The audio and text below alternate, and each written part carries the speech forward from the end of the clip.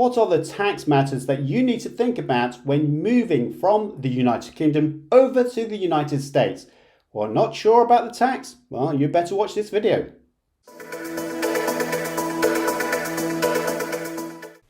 Hi everyone, my name is Simon Meshevich from Optimised Accountants, and in this video I want to talk about British people moving to the United States and thinking about tax in general. And I'm going to be looking at this from a UK perspective as well as a US perspective, because you may have to still file your tax returns to HMRC in the UK and then into the US the 1040 tax return to the IRS. So let's have a look at this. And this is an article I wrote some time ago talking about British expats and paying tax in the United States. So do feel free to Google that, have a look at this page. This may be replaced with this video at some point in the future, but I want to talk about the basics, and I've highlighted some key things about this, okay?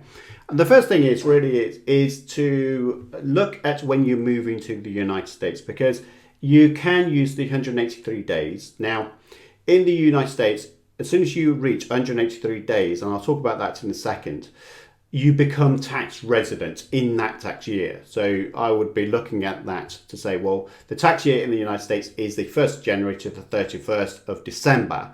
So that in that period of time, have you been more than 183 days?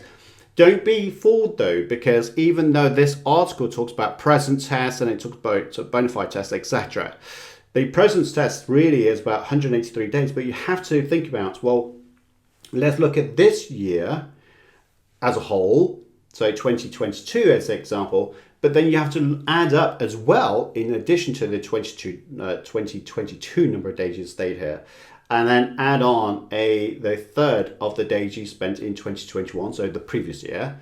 And then again, you have to add a sixth of the days of the previous year, so year minus 2. And then once you've added up those number of days, then that would be part of the 183 days. Are you tax resident for that purpose? Please note that being a tax resident is not the same as holding a visa. So you could easily fall in the trap of having a visa which allows you to stay in America for 6 months. But if you do that 6 months, 6 months, 6 months, you could actually be a tax resident without realizing it. So you have to be very careful when it comes to visa planning and tax planning. So presence test in the United States is really important. Now, you also have to think about, I'm just going to zoom this slightly up, is your worldwide income, if you are going to be a tax resident, is subject to tax. So worldwide includes the income that you get from the UK. Now, in the UK though, your tax that you have in the UK remains taxable by HMRC in the UK, but now we may have this other issue of taxation in the United States as well. You can get foreign tax credits and foreign earned income exclusions to minimize your tax impact on your 1040, so you're not paying tax twice, but you do need to go through the calculations to find out which one is better for you, to say, well, I'll use the form 2555, which I do think you should look up and get used to some of these forms, to be honest, and look at this foreign earned income exclusion and say, well, I don't want any of my income earned in the tax year to be taxed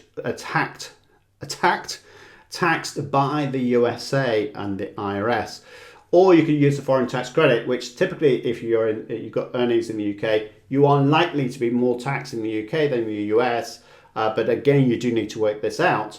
And basically, the tax you offset or you have in the UK by HMRC, you can then put that against your 1040 tax return and hopefully reduce your tax that way. The one thing I would say about the present test is make sure you do your timing perfectly, because it is possible to be in a tax year whereby you say, well, actually, I've never been in the previous few years, but what I might do is actually go to the US, let's say in August, all the way through to the end of December, and I'll live in it from the 1st of August.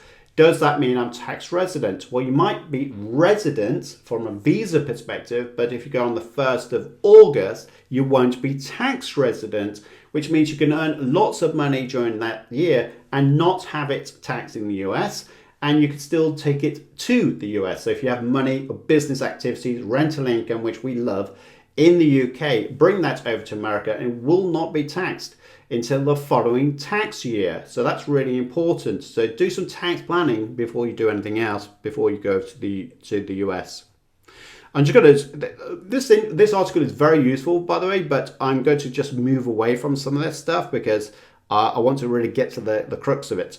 What is an ITIN? So an ITIN number is as it says here, I'm just trying to get to it here, individual tax identification number. If you are going to be tax resident, you will need this ITIN number. We can do that for you at Optimized Accountants. But you might also need an ITIN from sort of banks that say, I need some sort of identification number. You don't have anything else, so I need an American identification number. An ITIN is something you need to apply for. That is something we can help you with, and then you can give that to your mortgage lender, to your bank manager. It's not just used for your 1040 tax returns, but of course you will use it for that. So again, think about ITINs. We do have an article on ITIN, so there's a link here, moving to the UK, from the UK to the US and getting an ITIN. So do have a read of that article at the very least, and then get that there. I'm going to bypass that. FIRPTA, this is an interesting one. So you really do have to be careful if you're buying real estate, which we love, I keep telling you that. But if you're buying property and then you're selling property, you do need to be careful of this 15% FIRPTA tax. 15% is on the gross asset value. So if you sold an asset for $200,000, they would charge you 15% on that $200,000, not on the net proceeds that you get from your mortgage and not on the capital gain. Now, there are ways around that. You can say, well, I'm actually here to live, and you get a letter, a document to send over to the attorney to avoid all those unnecessary taxes. But we also deal with something called a 1031 exchange, which allows you to reinvest proceeds of assets you sell in the United States, enables you to then reinvest and not pay tax, which is something I love about the IRS, but not the HMRC because they don't do it. Okay, capital gains tax. So I'm highlighting this because capital gains tax could be a really important feature.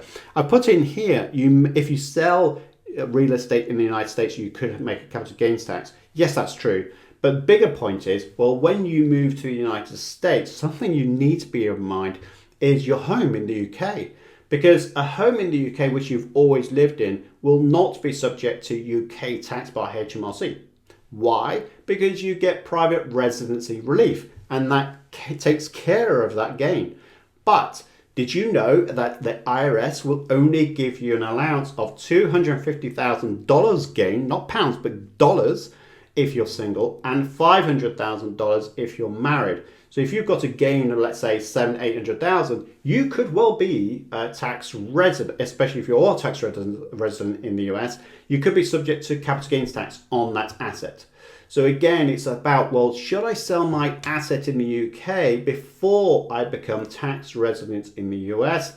I would say so, in all honesty, because albeit you might get private residency relief in the UK, you might not get it when you move to the United States. And let's not forget here that when you do move to the US and you've got your home, eventually your private residency relief will run out and you start to pay capital gains tax on that asset anyway. So really do think about that.